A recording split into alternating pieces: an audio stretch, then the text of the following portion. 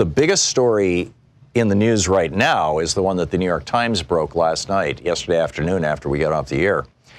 And that is that Bill Barr, the man that William Safire used to refer to as Cover-Up General Barr, back when he was Attorney General in 1992, the now deceased William Safire, New York Times columnist, whose column on language I just loved.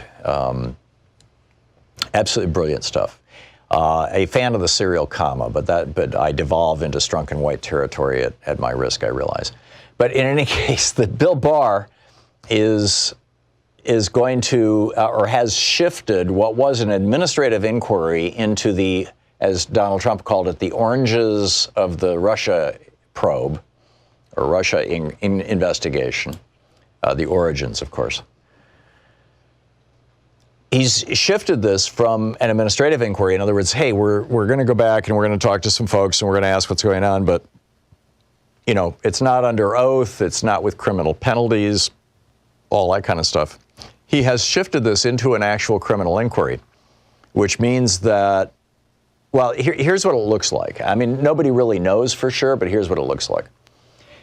It looks like the theory, which is being promoted by Sean Hannity and by others on the far right, and apparently by friends of President Putin, is that it was not Russia who hacked the DNC servers and fed that information to WikiLeaks, so that literally on the day that, and not just the DNC servers, also John Podesta's emails, that literally on the day that Donald Trump gets outed, you know, with the Billy Bush Access Hollywood tape, that they can dump a bunch of this stuff in and grab the news cycle.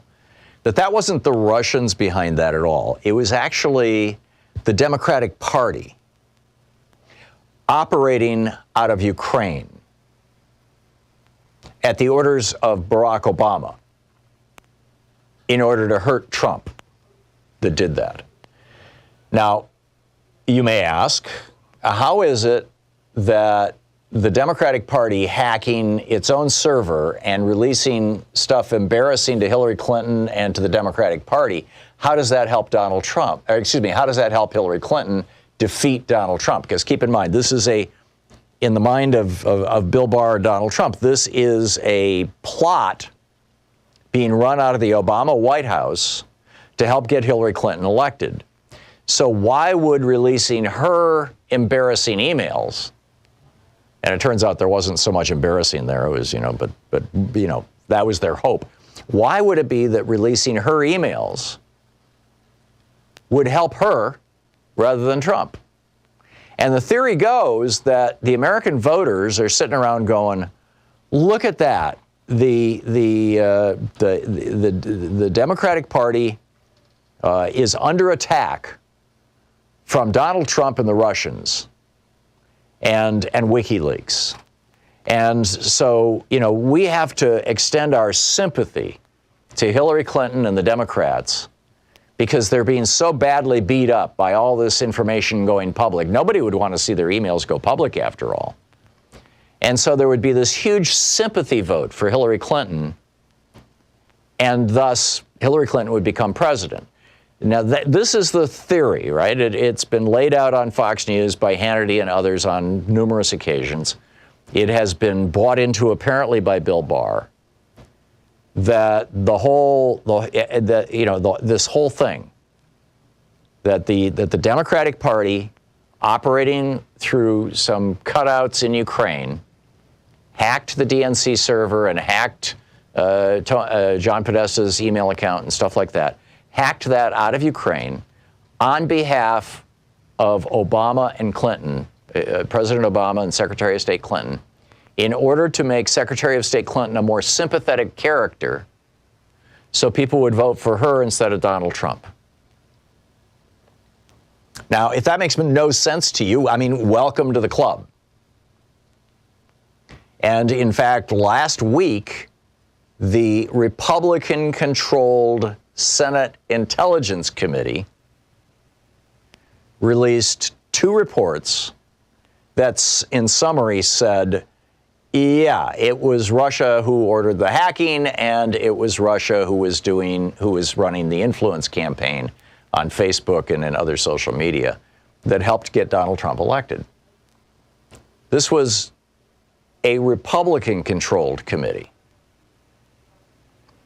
And every single member of the committee, Democrat and Republican, signed on this thing, signed off on it. It's also what all 18 or 19 intelligence agencies of the United States concluded almost a year ago, maybe a little over a year ago, with 100% unanimous consent from the Defense Intelligence Agency to the Central Intelligence Agency to the National Security Agency to the Naval Intelligence Agency to the Army Intelligence Agency to the, I mean, just go through the list, right? Every single one of them said, yeah, the hacking of the DNC server and the hacking of John Podesta and the release of this information via WikiLeaks was all coordinated out of Russia. Whether President Putin himself signed off on it or not is something that is still in dispute. Whether it was some rogue Russian oligarchs, we don't know.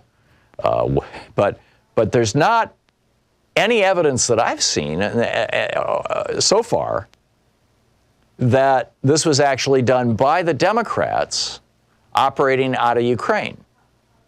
But that's what Bill Barr is trying to prove.